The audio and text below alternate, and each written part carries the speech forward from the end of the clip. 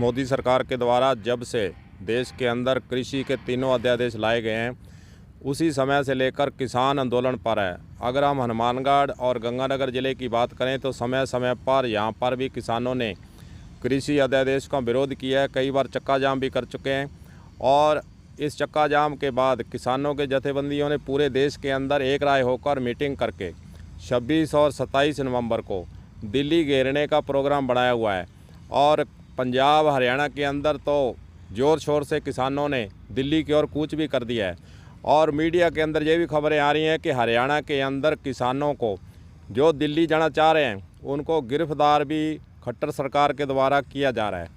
अब हमारे साथ किसान नेता सौरभ राठौड़ जी यहाँ खड़े हैं, इनसे हम जानेंगे कि राजस्थान में पहले पूछेंगे कि राजस्थान में ये किसान आंदोलन का कितना असर है। क्या राजस्थान के किसान खासकर हनुमानगढ़ गंगानगर ज़िले के किसान दिल्ली की ओर कूच करेंगे या नहीं करेंगे? हाँ जी राठौड़ जी। सबसे पहले तो आपको मेरी नमस्कार सैनी साहब, आपके सभी दर्शकों को मेरा नमस्कार। देखिए, कोरोना काल के अंदर मोदी जी की सरकार के द्वारा पिछले दरवाजे से दबे पांव जो 3 काले अध्यादेश लाए गए थे, जिनको बाद में कानून बना दिया गया, राज्यसभा में किस तरह से धक्काशाही की गई, उनके विरोध में 20 जुलाई से, अगर राजस्थान के अंदर हनुमानगढ़ गंगानगर इलाके की बात करें तो 20 जुलाई से हनुमानगढ़ में हमारे किसान साथियों ने और हमने, और गंगानगर के अंदर हमारे किसान साथियों ने और हमारे जो वहाँ के साथी हैं उन्होंने, हमने आंदोलन की शुरुआत करी थी। ट्रैक्टरों पर हम अपने ट्रैक्टरों को लेकर के आए थे, काले झंडे लगा करके, और हमने यहाँ विरोध प्रदर्शन करके हमने कलेक्ट्रेट का घेराव करके हमने आंदोलन की शुरुआत करी। तो उसके बाद में लगातार आप लोग देख रहे हैं कि चाहे देशव्यापी आह्वान जो भी आता है, चक्का जाम है, चाहे पिछले 21 सितंबर की वो हमारे सभा हो मंडी के अंदर, चक्का जाम, कोई भी जो भी हमारे जितने भी किसान साथी हमारे नेता हैं नेशनल लेवल पर, हमारे और भी हमारे साथी हैं जो किसान नेता हैं, सब लोग जिस तरह से तय कर रहे हैं उसको यहाँ पर हम लोग राजस्थान के अंदर, राजस्थान में आंदोलन मैं आपको बता दूँ, टोंक ज़िले में, कोटा ज़िले में, वहाँ पर भी हमारे किसान साथी निरंतर आंदोलनरत हैं। राजस्थान के अंदर थोड़ी भौगोलिक परिस्थितियाँ भिन्न होने के कारण से, लेकिन हनुमानगढ़ और गंगानगर हैं तो ये ज़िले राजस्थान के, लेकिन ये पार्ट ऑफ एक तरीके से जो दिल और आत्मा की बात करें तो जैसे दिल से आत्मा अलग नहीं हो सकती, इस तरीके से हनुमानगढ़ गंगानगर और पंजाब और हरियाणा ये दिल और आत्मा का संबंध है। निश्चित रूप से आपको ध्यान होगा, मैं आपको बताना चाहता हूँ कि पीपली के अंदर हमारे किसान साथियों पर लाठीचार्ज हुआ था। वहाँ हमारे गुरनाम सिंह चडोणी हमारे वहाँ किसान नेता और सब लोग वहाँ एक शांति प्रिय सभा कर रहे थे, उसके अंदर खट्टर सरकार ने लाठीचार्ज करवाया था। उस समय यहाँ हमने भगत सिंह चौक पर खटारा सरकार का और मोदी जी का हमने यहाँ सांकेतिक पुतला दहन किया था और प्रदर्शन भी किया था। आपको अगर शायद ध्यान होगा, आपने कवरेज भी करी थी, आपने बड़ा आप सब लोगों का सहयोग रहा था।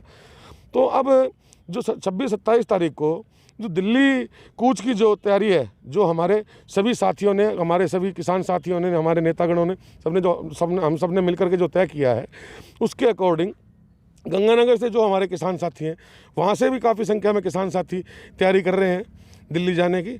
उसके लिए जनसंपर्क उन्होंने भी किया, हम लोग भी निरंतर हनुमानगढ़ इलाके के अंदर जनसंपर्क कर रहे हैं।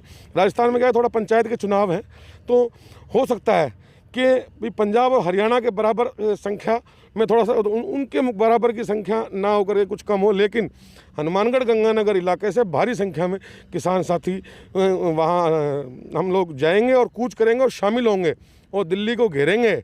और एक चीज़ मैं और कहना चाहता हूँ कि हरियाणा सरकार ने जिस तरह से हमारे किसान साथियों को, हमारे किसान नेताओं को, हमारे किसान साथियों को जो गिरफ्तार करने का की जो शुरुआत करी है, आंदोलन का दमन करने का जो प्रयास किया जा रहा है, इसको बिल्कुल बर्दाश्त नहीं करेंगे, ईंट से ईंट बजा देंगे। तो किसान है तो राठौड़ जी, मैं पूछना चाहूँगा कि आप कह रहे हैं कि हम जो है हनुमानगढ़ ज़िले से दिल्ली की ओर जाएंगे, जो खट्टर सरकार है, क्योंकि वह बीजेपी की सरकार है, बीजेपी सरकार जहाँ भी है, उन्होंने ये ऐलान किया हुआ है कि हम किसानों को अपने राज्य से जाने नहीं देंगे। अब आपने जाना हनुमानगढ़ से तो आप हरियाणा की सीमा से जाएंगे, क्या करेंगे आपको नहीं जाने देंगे?